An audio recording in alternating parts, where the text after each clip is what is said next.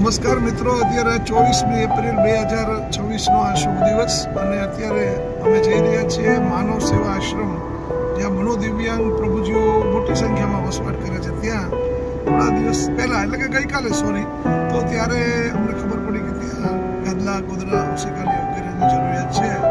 તો એ અનુસંધાને અમે અત્યારે આપણા કૈલાસ પરિવારમાં જણાવતા આપ સૌએ ખૂબ પ્રેમ અને ભાવથી માત્ર 24 કલાકના સમયગાળાની અંદર જ 30 ગાદલા અને ઓશિકાનો સરસ મજાનો એક સેટ આપણો તૈયાર થઈ ગયો છે અને અત્યારે આખું આપણી ગાડીમાં લઈ અને અમે જઈ રહ્યા છીએ.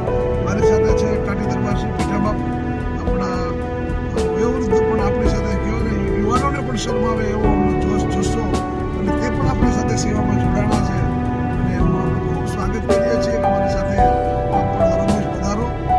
જય માતાજી.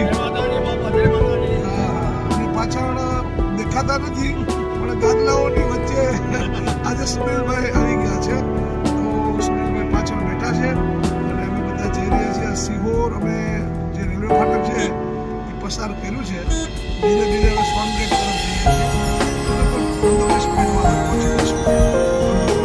લાગશે તો આ રીતે નીકળી ચૂક્યા છીએ અને બસ આપ બધાની સેવાને ત્યાં જઈ સમર્પિત કરીએ. બધા જ પ્રભુજીઓને પ્રેમથી મળીએ. એના ગાદલા ઉપર અને આ ઓશિકો અને પલંગ ઉપર બિરાજતા જોઈએ. થોડીક એમની સુખ સુવિધામાં થોડો ઘણો અંશે પણ આપણી સેવા જો એને સુખ પહોંચે તો આપણી આ સેવાને સાર્થક થઈ ગણાશે. ભગવાન આપણે આની સેવા કરવાની શક્તિ આપે, સામર્થ્ય આપે. બધા સૌ જે પ્રેમથી, ભાવથી દરેક કાર્યમાં દર વખતે કંઈક ને કંઈક આપણી સેવાને પહોંચાડો છો. ભગવાન તમને સુજાડે છે, તમે આ સેવાને અહીંયા સુધી પહોંચાડો છો.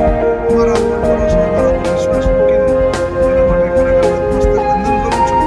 ઈશ્વરને પ્રાર્થના કરીએ અને પ્રભુજીઓને એના જે કહેવાય ને એના મનમાંથી, એના ભાવથી આપણા તરફે જે લાગણી પ્રગટા છે ને એ આપ જોયું ત્યારે તમને ખ્યાલ આવશે. આ એક સુખ છે.